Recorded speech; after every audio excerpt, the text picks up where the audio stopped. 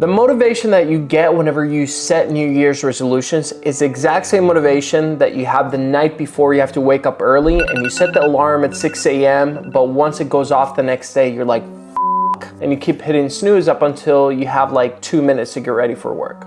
It's no surprise that 80% of New Year's resolutions fail by February. By the time December rolls around, only 8% of people actually achieve their resolutions. So instead of being part of the 92% of losers, I decided to let AI take control and plan my life for 2025. I mean, after all, why should I trust my flawed monkey brain to set goals and make a plan when I could just trust a multi-billion-dollar conglomerate? And to be honest, after seeing what it gave me, I was kind of shocked. But before I reveal the secret sauce, we should probably define what a resolution actually is. I mean, really all it is a promise to yourself that you're gonna do something to improve your life. So it's no surprise that fitness and money are the top two categories that people make resolutions for. And I'm no different. So instead of trying to get my monkey brain to come up with like a plan or set goals, I'm gonna let the machine make the choices, because every time I make the choices, I fuck up. Cool. So I'm gonna have Claude, my AI assistant, help me become a real life Batman. And Claude is pretty much the same thing as ChatGPT, but it just gives a little bit more refined answers in my personal experience. Plus I like being different, so I'm gonna use Claude. So my goals for this year are to break 1 million subscribers on this channel, save up $50,000,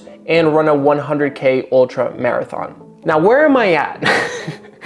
That's a different story. I'm $20,000 in debt. I am unemployed. I got fired last month. And I did run a 50K ultra marathon last month, but I almost fucking died. I literally couldn't walk for a week after. So let's begin. Let's have AI run my 2025 resolutions and come up with the perfect bulletproof plan. Hey Claude, I'm a relatively fit 29-year-old content creator looking to achieve the following resolutions for 2025. Can you create a plan for me to follow to make sure that I achieve them? I know that these are ambitious goals, so if you have to adjust any of them, let me know. You won't hurt my feelings. Thanks. And the reason why I say thanks is because inevitably when AI takes over the world, I want to have brownie points. I'm nice to Claude. And Claude is gonna remember that when the robots take over. All right, so let's see what it says. So the first thing that Claude suggested, which I like, is, hey, going from 14K to 1 million subs is pretty fucking ambitious. That's about 2,700 new subscribers per day. While not impossible, it's quite rare. That's Claude's nice way of saying, hey dude, let's try to aim a little bit more realistic. Claude is suggesting to adjust that goal to 100 to 150K subscribers by the end of 2025, which is still 7 to 10 times the growth. You know what? I'll take that. I'll take the 100K silver play button for the YouTube channel as the end of next year's goal. So it gives me the action plan with a content calendar. I gotta start pumping out 2 to 3 videos a week focused on self-help niches. And it also tells me study successful creators in your space, analyze the most viral videos, which that's what you should always do whenever you start a business or start a project. It's like, hey, what are the top players in this field doing and how can I copy what they're doing, change it 10% to make it my own. In the first 90 days, it says to test content styles, topics, measure engagement, blah, blah, blah. Yeah, basically, do your homework. What is the data telling you? How can you make the videos better? It also tells me to build relationships with other creators for potential collaborations. I like that idea. It'll get me out of my little bubble that I'm in. Sometimes I'm spent so much fucking time in this apartment, I keep looking at the mirror and thinking, hey, are you me or are you someone else? Schizophrenia. All right, let's move on to the second point, the financial goals, paying off the 20K debt and saving 50K. Modified goal.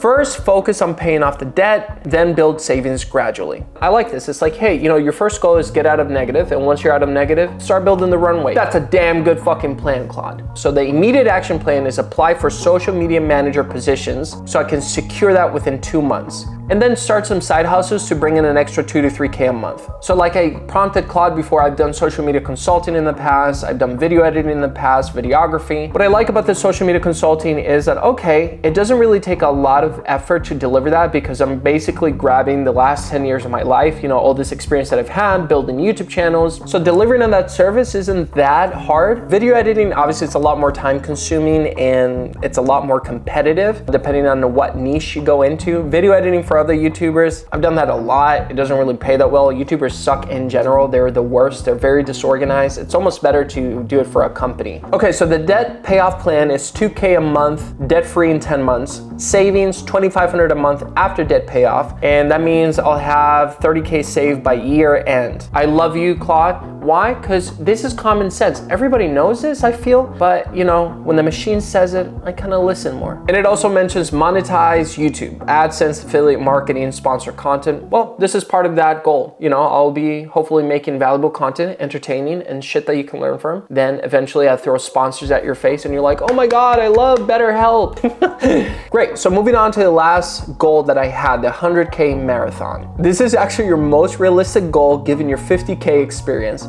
Training plan, January through March, base building 50 to 60 miles a week. Jesus, that is a lot of miles. April through June, progressive distance, 60 to 70 miles a week. October, taper and race. Okay, that's not terrible. So let's summarize all that into quarters. Quarter is obviously 3 months. 4 times 3 is 12, that's a year, just in case you didn't go to school. So Q1, January, February, March. I'm supposed to secure a full-time position as a social media person, hire me. Establish a content system and post 24 to 30 videos, pay off 6K in debt at least, and complete 60-mile training weeks consistently. That is a lot, and I'll take it. Q2, grow up to 40K subscribers, launch some consulting packages, pay off additional 8K in debt, complete first 70-mile training week, and start an affiliate marketing program for the YouTube channel so I can make more money. Okay, that's realistic. Yeah, I like that. Q3, reach 70K subscribers, pay remaining 6K debt, begin saving phase. Peak ultra training, expand revenue streams. And Q4, October, November, December, push for 100K subscribers, get that silver play button, complete the 100K race, and save 10 to 15K. Scale successful revenue streams. While the goals are ambitious, this modified version maintains the spirit of your resolutions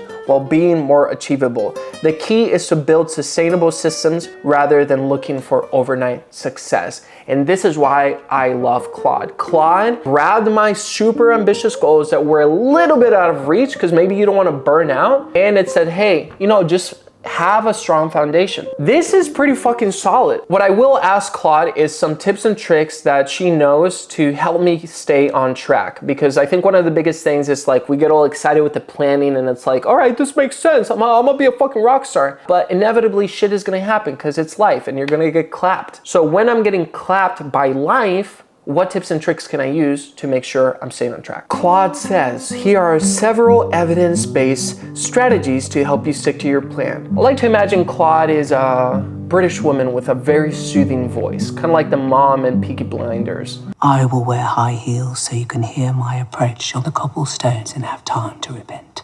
First one, make your goals public, but strategically. Share your running progress on Strava, which was a given. I mean, are you even running if you're not fucking publishing on Strava, bro? Start a weekly accountability thread on your YouTube channel about your goals. I kind of like this. Maybe I'll update the banner or just do like a post on YouTube. Find 2 to 3 close friends that would check in regularly rather than broadcasting to everyone. Consider documenting your journey. This serves both as content for your channel and as accountability. That's a given. Just in case you didn't know, this year is pretty much going to be me becoming him. I'm him. Second tip is break down your goals into micro progress. Track weekly rather than monthly. Use a debt payoff tracker and you can color in each $1,000 milestones. Log your running mileage daily and create a small spreadsheet to track all 3 goals in one place. And Notion is the perfect place to do that. I love organizing my shit in Notion. God, I should be getting paid by Notion. You know, I fucking talk about them so much. Third tip is environment design. Set up a dedicated filming space so creating content has less friction. I love that tip. That is literally something I'm working on right now. I mean, this is kind of it, but I'm gonna adjust it a little bit more. Keep your running gear organized and visible. I like this because if you're constantly seeing it, you're like, fuck, I have to run. Use calendar blocking for different activities, put specific reminders in your phone for training dates, and create separate savings accounts for different goals. I like that too. As opposed to having everything in the checking, we're gonna move the money that we're saving to pay off debt into a complete separate bank account. Fourth tip,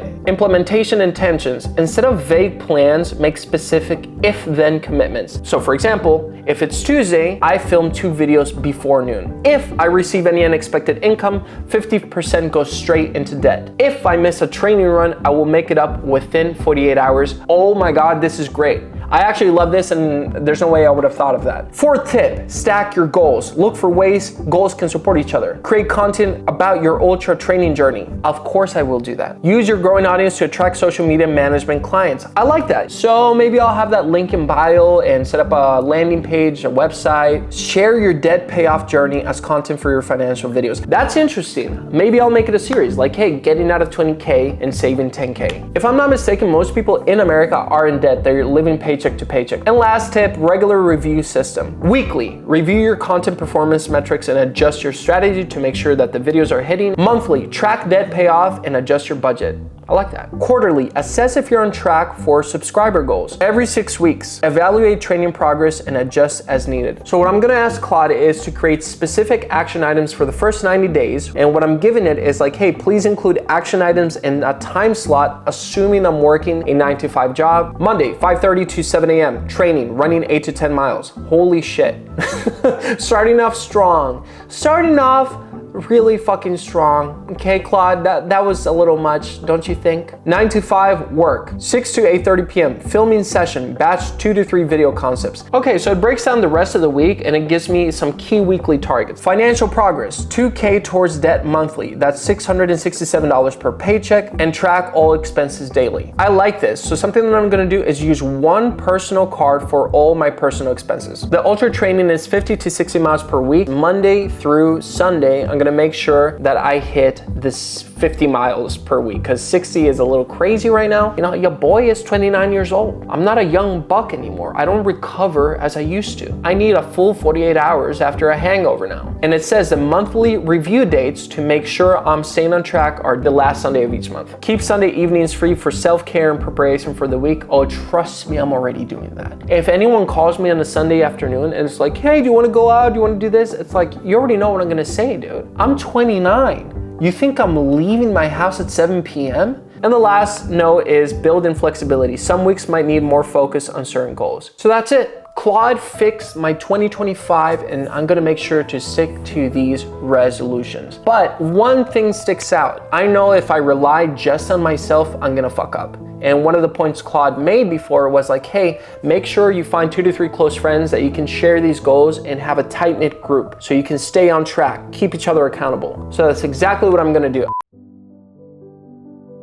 My name is Big Time Locked In, poker player, and I'm in my late 20s. All right, my name's Adonis Garcia, aka Adonis DiCaprio. I'm 23 and I'm a contractor. My name is Maurice. I am 29 and I do marketing. All right, my name is Phil. I'm 29 years old and I'm currently unemployed. My biggest sale of 2024 is probably losing hair. I didn't like that, dude. Like, I'm losing hair and no one in my family is bald. Look, 2 hairs just came out. You see it right there? It's stressing me out because, look, let me do it again. Look. Now it's 3, bro. Look at this. Let me do it again. Okay, my biggest L was actually a business L. So I kind of went to war with like another company. It was a $18,000 deal and I just didn't end up getting it, which I was really close to getting it. So I think that was a really big L. Oh my God, bro. Look at this. And it just keeps coming, bro. Look. Okay, I'm gonna stop doing it because it's scaring me now. But like just losing hair, dude. I don't know why I'm losing so much hair. I had to set out a goal for myself to be in the gym relentlessly, and I did the exact opposite of that. Because if I go bald, I'm cooked, dude. My hair is all I got. My biggest L of 2024, I would say, is getting a panic attack, getting fired, and losing the love of my life, basically. Like all in the span of like 45 days. What resolutions do you have for 2025? My goal is not only to post a video a week, but to post better content than everybody here and more consistently. So, yeah. That's a bar. One resolution I do want to keep is getting closer to God this year. And another thing I do want to do is, post every week 1 video all the way till the end of the year. I want to post a poker video once a week for the rest of the year. A resolution that I'm going to stick to next year is going to be posting a video a week for the entire year. And making sure I'm prioritizing health over everything. Dude, if you're not healthy, nothing matters. One thing I want to tell myself 1 year from now is, you've made it this far, you've accomplished a lot, and don't stop. Keep going and going and going, and it's never gonna end. Keep hustling. I want to dap that motherfucker up, bro. Straight up, bro. With the pinky, like do the whole fucking shebang, bro. Holy shit. Dude, you blew my fucking ears out, dude. Holy fuck. We did it, man. 1 million subscribers, flying all over the world, playing poker. And it all was because you didn't give up. You posted one video a week consistently. I'm glad you did it. Oh my God. Dude, there's no way. Dude, you cannot say you're a positive person if you do something like that. There's no way, dude.